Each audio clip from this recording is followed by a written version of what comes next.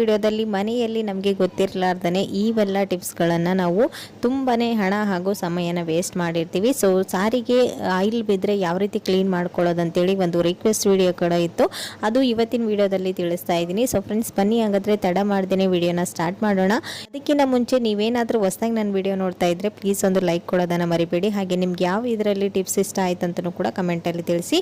ನಿಮ್ಗೆ ಯಾವ ಟಿಪ್ಸ್ ಬೇಕಂತನೂ ಕೂಡ ಕಮೆಂಟಲ್ಲಿ ತಿಳಿಸೋದನ್ನು ಮರಿಬೇಡಿ. ಸೊ ಫ್ರೆಂಡ್ಸ್, ಇಲ್ಲಿ ಮೊದಲದಾಗಿ ನಾನು ತೋರಿಸ್ತಾ ಇರೋದು ಟಿಫಿನ್ ಬಾಕ್ಸ್. ಮಕ್ಕಳಿಗೆ ನಾವು ಡೈಲಿ ಟಿಫಿನ್ ಬಾಕ್ಸ್ನ ಕಳಿಸ್ತಾ ಇರ್ತೀವಿ, ಅದ್ರ ಜೊತೆಗೆ ಒಂದು ವಾಟರ್ ಬಾಟಲ್ ನಂತರ ಕಳಿಸ್ತಾ ಇರ್ತೀವಿ. ಅದು ಏನಾಗುತ್ತೆ, ಮಕ್ಕಳು ತಗೊಂಡು ಹೋಗುವಾಗ ಅಳ್ಳಾಡಿಸ್ಬಿಟ್ಟು ನೀರಿನ ಬಾಟ್ಲಿ ಟಿಫಿನ್ ಒಳಗಡೆ ಸೇರಿಕೊಂಡು ಎಲ್ಲನೂ ಚೆಲ್ ಬಿಟ್ಟಿರುತ್ತೆ ನೀರು, ಹಾಗೇನೆ ಟಿಫಿನ್ ಕೂಡ ಹಾಳಾಗ್ತಾ ಇರುತ್ತೆ. ಇದಕ್ಕೆ ಒಂದು ಬೆಸ್ಟ್ ಟಿಪ್ ಅಂದರೆ, ಇಲ್ಲಿ ನೋಡ್ತಾ ಇದ್ರೆ ಪಿನ್ ಒಳಗಡೆ ಈ ರೀತಿ ಒಂದು ರಬ್ಬರ್ ಬ್ಯಾಂಡ್ ಅಥವಾ ರಬ್ಬರನ್ನು ತಗೊಂಡು ನೀವು ಈ ರೀತಿ ಬ್ಯಾಗ್ಗೆ ಸೈಡಲ್ಲಿ ಹಾಕ್ಕೊಳ್ಬೇಕು. ನಾನು ತೋರಿಸ್ತಾ ಇದ್ದೀನಿ ನೋಡಿ ವಿಡಿಯೋದಲ್ಲಿ, ಆ ರೀತಿ ಹಾಕ್ಕೊಂಡು ಇದಕ್ಕೆ ಪಿನ್ ಮಾಡ್ಕೊಳ್ಬೇಕು. ಅದನ್ನು ಹಾಕಿ ನೀವು ಈ ರೀತಿ ವಾಟರ್ ಬಾಟ್ಲಿಗೆ ಹಾಕ್ಕೊಂಡ್ರೆ ಈ ಒಂದು ವಾಟರ್ ಬಾಟಲ್ ಅಳ್ಳಾಡೋದಿಲ್ಲ. ಮಕ್ಕಳು ಎಷ್ಟು ಅಲ್ಗಾಡಿಸಿದ್ರು ಈ ವಾಟರ್ ಬಾಟಲ್ ಅಲ್ಲೇ ಇರುತ್ತೆ. ಟಿಫಿನ್ ಬಾಕ್ಸ್ ಈ ಕಡೆ ಸೈಡ್ ಆಗಿರಲಿ ಸೇಫ್ ಆಗಿರುತ್ತೆ. ಅವಾಗ ನೀವು ಇದನ್ನು ಕ್ಲೋಸ್ ಮಾಡಿ ತೊಗೊಂಡು ಹೋಗ್ಬೋದು, ನೀರು ಕೂಡ ಚೆಲ್ಲೋದಿಲ್ಲ. ನೀವು ವರ್ಕಿಂಗ್ ವುಮೆನ್ ಆಗಿದ್ದರೆ ನಿಮ್ಮ ವೆನಿಟಿ ಬ್ಯಾಗಲ್ಲಿ ಕೂಡ ಈ ರೀತಿ ಒಂದು ವಾಟರ್ ಬಾಟಲ್ನ ಕ್ಯಾರಿ ಮಾಡ್ತಿರ್ತೀರಾ. ಈ ಒಂದು ಟಿಪ್ಸ್ನ ಟ್ರೈ ಮಾಡಿ ನೋಡಿ, ಖಂಡಿತ ನಿಮಗೆ ಯೂಸ್ಫುಲ್ ಆಗುತ್ತೆ.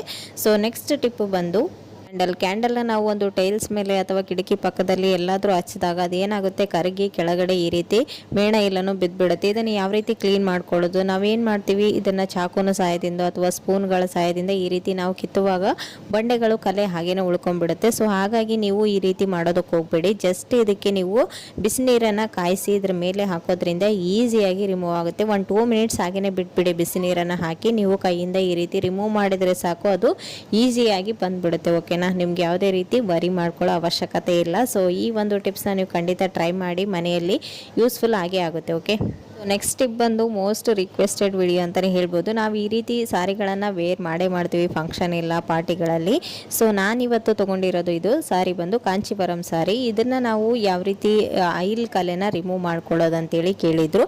ಸೊ ಇಲ್ಲಿ ಆಯಿಲ್ ಕಲೆ ಇರುವಂಥ ಯಾವುದೇ ಸಾರಿ ನನ್ನ ಹತ್ರ ಇಲ್ಲ. ಸೊ ಹಾಗಾಗಿ ನಿಮಗೆ ಕಾನ್ಫಿಡೆಂಟ್ ಇರಲಿ ಅಂತೇಳಿ ಇಲ್ಲಿ ನಾನು ಕೊಬ್ಬರಿ ಎಣ್ಣೆನ ಹಾಕ್ತಾಯಿದ್ದೀನಿ. ಮಾಮೂಲಾಗಿ ನಾವು ಮನೆಯಲ್ಲಿ ಯೂಸ್ ಮಾಡೋ ಕೊಬ್ಬರಿ ಎಣ್ಣೆನೇ, ಯಾವುದಾದ್ರೂ ಆಯಿಲ್ ಆಗಿರಲಿ, ಕುಕ್ಕಿಂಗ್ ಆಯಿಲ್ ಆಗಿರಲಿ ಅಥವಾ ಕೊಬ್ಬರಿ ಎಣ್ಣೆ ಯಾವುದಾದ್ರೂ ಆಯಿಲ್ ಬಿದ್ರೂ ಯಾವ ರೀತಿ ರಿಮೂವ್ ಮಾಡ್ಕೊಳ್ಳೋದಂತೇಳಿ ಈ ಟಿಪ್ಸ್. ಇಲ್ಲಿ ನೋಡ್ತಾ ಇದ್ರೆ ಇವಾಗ ಆಯಿಲನ್ನು ಹಾಕಿದ್ದೀನಿ. ಆಯಿಲ್ ಇರುವಂಥ ಪ್ಲೇಸಲ್ಲಿ ನಾವು ಏನು ಮಾಡಬೇಕು ಅಂತಂದರೆ, ಮನೆಯಲ್ಲಿರ್ತಕ್ಕಂಥ ಯಾವುದಾದ್ರೂ ಪೌಡರ್ನ ಹಾಕ್ಕೊಳ್ಬೇಕು. ಪೌಂಡ್ಸ್ ಪೌಡರ್ ಆಗಿರ್ಬೋದು, ಜೆಡ್ ಪೌಡರ್ ಆಗಿರ್ಬೋದು, ಯಾವುದಾದ್ರೂ ಪೌಡರ್ನ ಹಾಕ್ಕೊಳ್ಳಿ.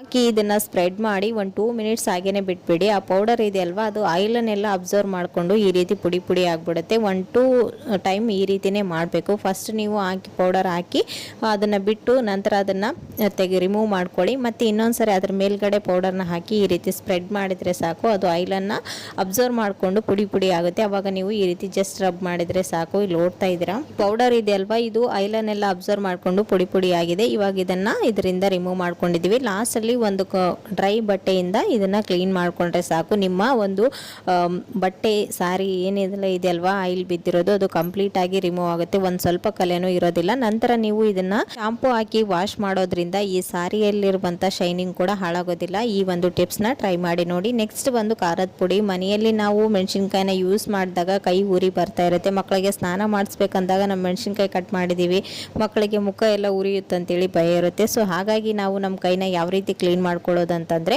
ಸಾಬೂನ್ ಸಹಾಯದಿಂದ ಕ್ಲೀನ್ ಮಾಡ್ಕೊಳ್ತೀವಿ. ಬಟ್ ಆದರೆ ಕೈ ಆಗಿರ್ಬೋದು, ಕೈಯಲ್ಲಿರ್ತಕ್ಕಂಥ ಖಾರದ ಪುಡಿ ಅಂಶ ಹೋಗೋದಿಲ್ಲ. ಸೊ ಅವಾಗ ನೀವು ಮನೆಯಲ್ಲಿರ್ತಕ್ಕಂಥ 1-2 ಟೇಬಲ್ ಸ್ಪೂನ್ ಅಷ್ಟು ಹಾಲನ್ನು ಈ ರೀತಿ ಕೈಗೆ ಸ್ಪ್ರೆಡ್ ಮಾಡಿ 1-2 ಮಿನಿಟ್ಸ್ ಬಿಟ್ಟು ಇದನ್ನು ಚೆನ್ನಾಗಿ ಸಾಬೂನಿನಿಂದ ವಾಶ್ ಮಾಡ್ಕೊಳ್ಳೋದ್ರಿಂದ ಕೈ ಉರಿ ಏನು ಬರೋದಿಲ್ಲ. ಮತ್ತು ಮಕ್ಕಳಿಗೆ ನೀವು ಆರಾಮಾಗಿ ಸ್ನಾನ ಮಾಡಿಸ್ಬೋದು. ಡೋಂಟ್ ವರಿ, ಈ ಒಂದು ಟಿಪ್ಸ್ನ ಟ್ರೈ ಮಾಡಿ ನೋಡಿ. ಓಕೆನಾ.